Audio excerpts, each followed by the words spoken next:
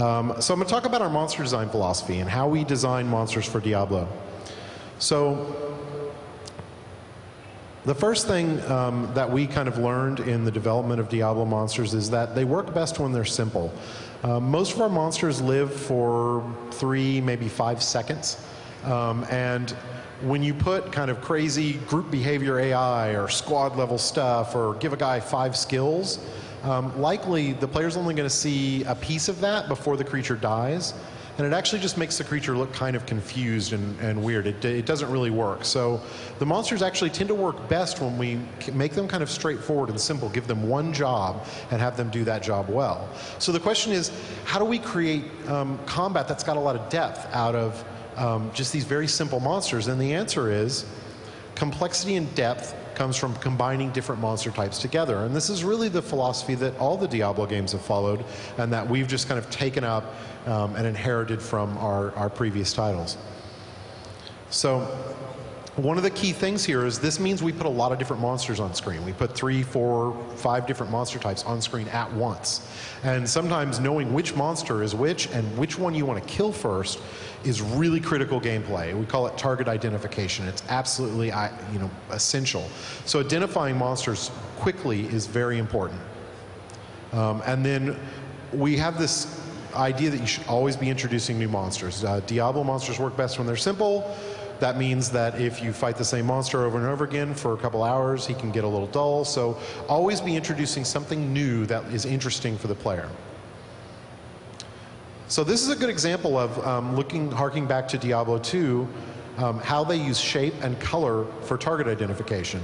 Diablo 2 did, and the original Diablo did an amazing job of creating a lot of different profiles. And every area you go into, the monsters in those areas have different shapes and different colors that are very complementary to one another. And then here's some examples of some creatures from Diablo 3 that appear in the same area and how we use the same ideas of shape, profile, and color so that you can easily identify them from one another. All right.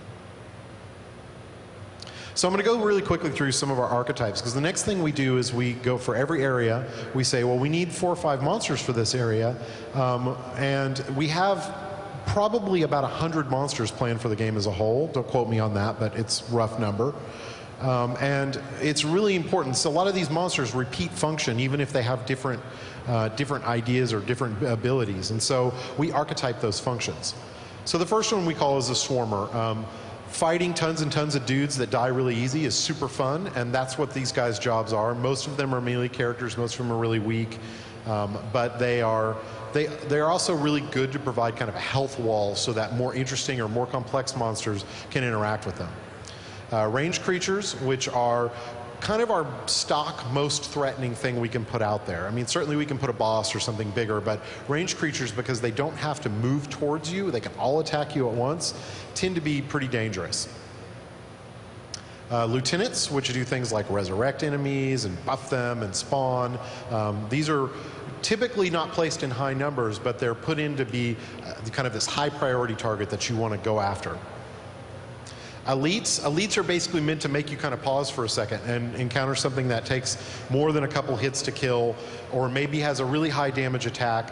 They are kind of a focus, like a target that has a very high priority to it. But unlike the lieutenant, they're often a little bit scarier. You have to, you can't just run straight into them every time. So an AoE character, or what we sometimes call area of denial characters, because a lot of their job is to change the play space. I'm going to set the ground on fire underneath you, and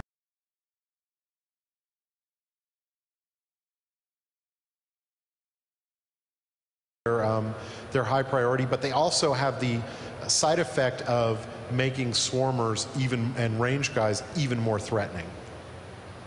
So, and then we have a bunch of one-offs that are just kind of cool ideas we have. I'm not going to explain what all these are. I just thought you'd have fun debating the names on the forums, because we come up with a lot of crazy names.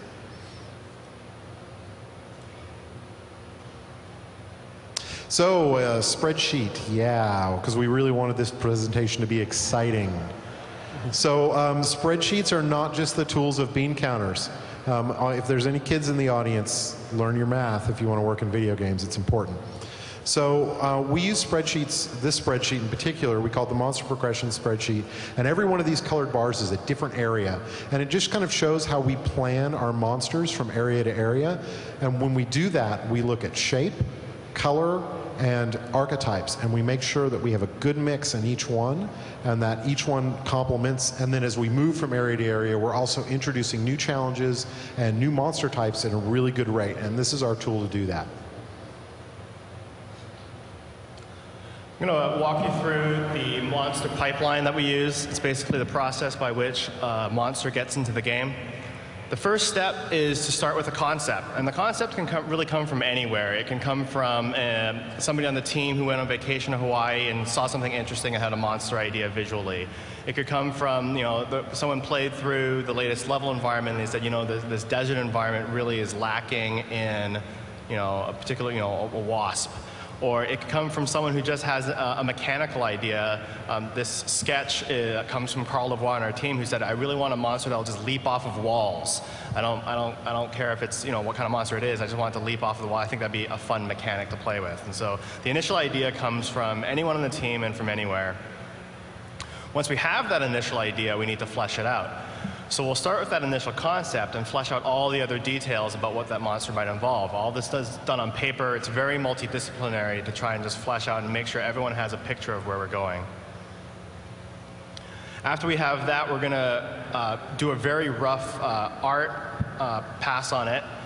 We don't want to spend too much time on the animations because maybe the abilities might change. We don't want to spend too much time on the look because we haven't seen it in the game yet. So this is just enough to get a prototype into the game as quickly as possible. The next step is to actually hook it up and give it some of its basic abilities. Again, this is a rough pass. The goal is to prototype the monster. Jay mentioned the archetypes. You've got your spawners and your swarmers and your range, and we're just trying to just get the rough brush strokes in to try and figure out whether or not this monster is going to be fun. We drop them into the level, and this is our first time that we actually get to see how the monster looks in the game. This is a very important step. This is where we might actually do a little bit of back and forth. This is a chance where we've had a chance to see how does the monster look, behave, and interact. How does it look against the environment? How does it behave with the creatures and with the player? And how does it interact with the groups that it's been spawned with? If we're happy with it at this point, then that's when we start looking at doing the more detailed polish. We're going to look at giving it new abilities. Maybe we like most of a monster, but we really want it to be able to burrow underground as well, and so we'll add that. Or maybe we want the rare version to be the ever so loved lightning enchanted variety, and so this is where we flesh out the details. And then finally, when we're happy with that, is the monster creation process is the final art. So now the animators can polish up the animation now that they know exactly how fast it's going to move. Or the artist can make the texture variants for the various difficulty levels for other versions of the monster later on.